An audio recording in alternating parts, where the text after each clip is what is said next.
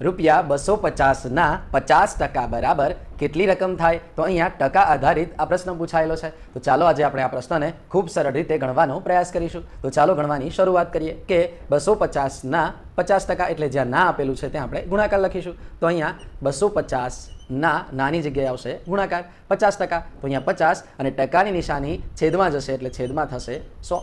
હવે જે ઉડતું હોય તે ઉડાડી દઈશું. તો અહીંયા બંને શૂન્ય ઉડી જશે. તો અહીંયા આ શૂન્ય ગઈ અને આ શૂન્ય ગઈ. હવે અંશની અંદર રહેશે 25 ગુણ્યા 5.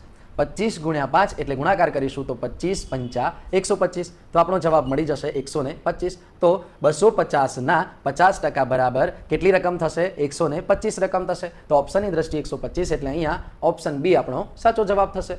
તો મિત્રો, આવા જ સરળ રીતથી દાખલા ગણવા માટે અમારી માધવ ક્લાસીસ યુટ્યુબ ચેનલ પર બન્યા રહો અને આવી નવી પદ્ધતિના નવા વિડીયો જોવા માટે અમારી ચેનલને લાઇક, શેર અને સબસ્ક્રાઇબ કરતા રહો. Thank you.